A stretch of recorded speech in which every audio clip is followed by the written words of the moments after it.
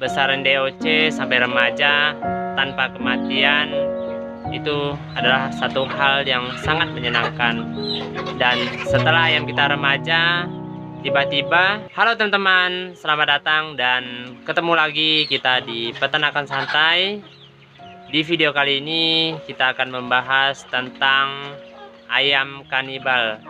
Gimana rasanya teman-teman jika kita membesarkan DOC sampai ayam kita remaja tanpa ada satupun yang mengalami kematian, dan setelah ayam kita remaja kita tinggalin dan kita ke kandang lagi, tiba-tiba kita menemukan ayam kita mati, badannya berlobang, ususnya hilang.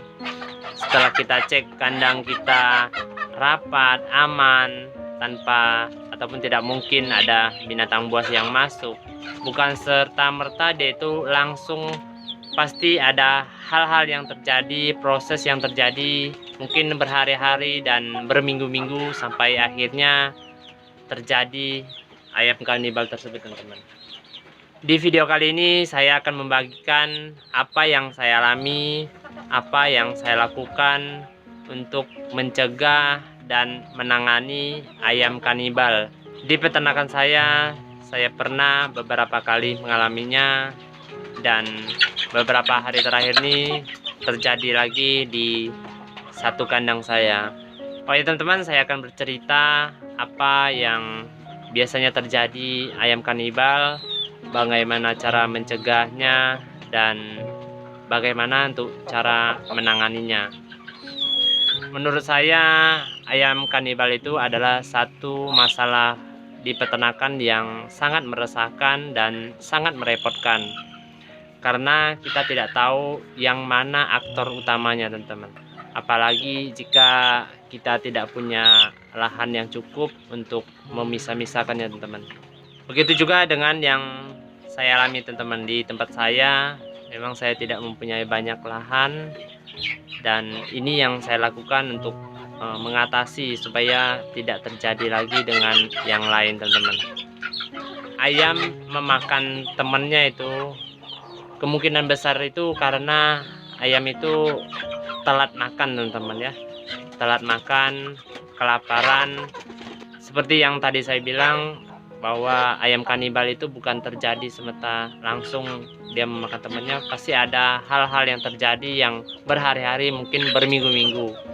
Jika kita jeli, mungkin kita bisa menemukan. Kita lihat di ayam kita, kalau kita sudah menemukan di bokongnya ada yang luka-luka, itu udah pasti ulah temannya.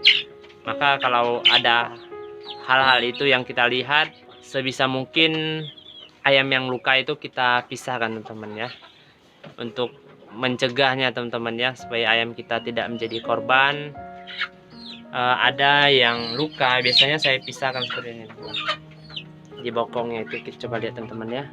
Nah itu luka ya, bokongnya saya pisahkan. Yang ini juga begitu, teman-teman, ada yang luka saya pisahkan.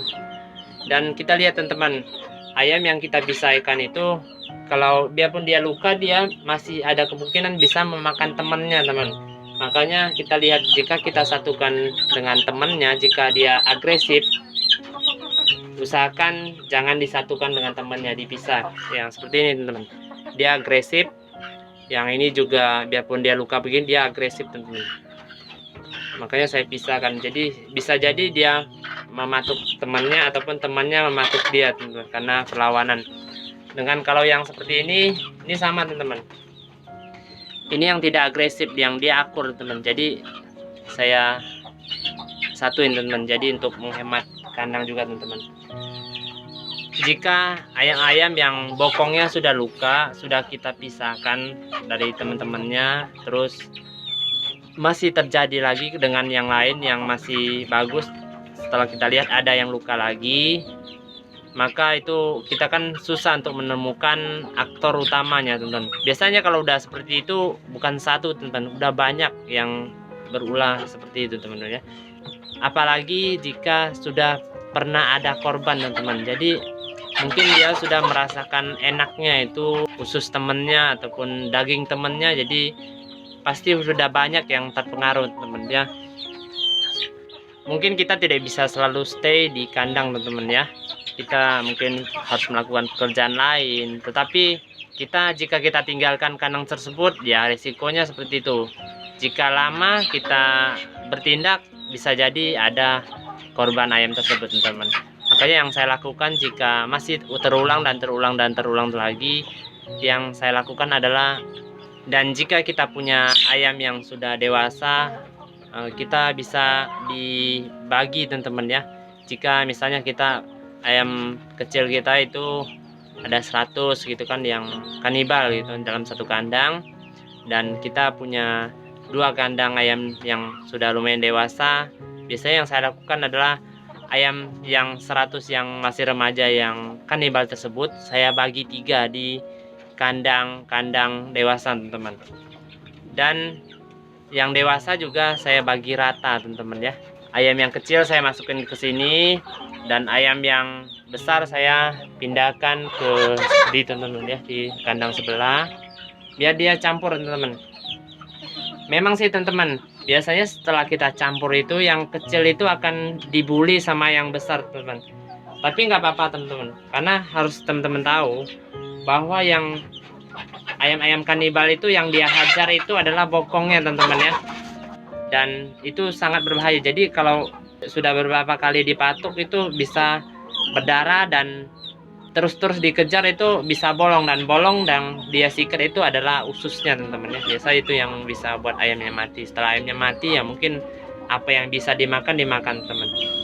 Memang sih kita menyatukan ayam yang remaja dengan yang dewasa itu, ayam remaja itu pasti akan dibully teman. Tapi harus kita lihat juga teman, ayam dewasa membuli ayam remaja itu bukan bokongnya yang dihajar. Yang dihajar itu punggungnya teman-teman ya, di belakangnya. Dan cara mengatasinya gimana teman-teman, supaya dia tidak selalu bertengkar teman-teman ya. Jadi biasanya yang saya lakukan itu, kita kasih ayamnya makan, tetapi jangan terlalu kenyang teman-teman ya. Jangan sampai ayamnya kekenyangan gitu ya. Jadi supaya dia masih mau mencari makan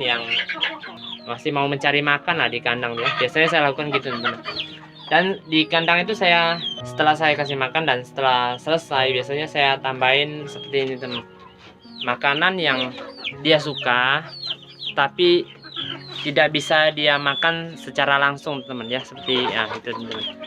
Itu bisa kita kasih singkong, kalau kita punya kelapa kita bisa kasih kelapa teman-teman, supaya apa, supaya ayam itu ada aktivitas teman-teman itu kan, supaya dia tuh tidak terlalu membuli yang remaja-remaja. Makanannya itu juga kita siapin selalu ada teman, supaya ayam besar kita sudah kenyang ataupun tidak begitu agresif lagi makan, jadi bisa dimakan sama yang kecil, supaya ayam kita itu bisa makannya merata teman-teman, supaya yang besar dapat makan dan yang remaja bisa dapat makan.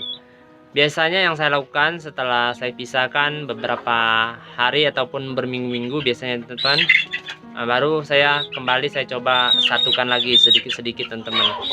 Dan jika sudah aman ya di kandangnya selalu saya kasih teman-teman seperti ini, supaya ayam remaja itu juga yang setelah kita satukan dia punya aktivitas teman-teman. Jadi dia bisa cari makan, dia nggak mengejar temannya saja gitu ya. Oke teman-teman, mungkin sekian dulu video kita kali ini. Memang saya akui bahwa jika ayam kita ada yang kanibal itu, cara pengenangannya itu sangat-sangat melelahkan juga. Makanya jika kita sudah mencintai peternakan kita, jika kita sudah belajar dan semakin banyak pengalaman, maka kita tidak akan sepanik jika hal-hal tersebut baru pertama kali terjadi sama kita. Makanya pelan-pelan kita sudah tahu cara untuk menanganinya, dan selalu saya bilang bahwa beternak ayam itu pengalaman itu adalah hal-hal yang sangat penting teman-teman. Oke teman-teman, sekian dulu video kita kali ini. Jika ada salah kata mohon dimaafkan. Dan jika teman-teman ada kritikan atau masukan, jangan segan-segan untuk tinggalkan pengalamannya di komentar. Di sini mungkin saya juga harus banyak belajar dari teman-teman. Semoga di sini kita bisa selalu saling belajar. Semoga apa yang kita dapatkan bisa bermanfaat buat diri kita sendiri dan orang lain. Dan jika teman-teman berkenan, jangan lupa dibantu tekan tombol subscribe-nya supaya ke depan saya bisa selalu membagikan apa yang saya alami dan apa yang saya lakukan di peternakan saya.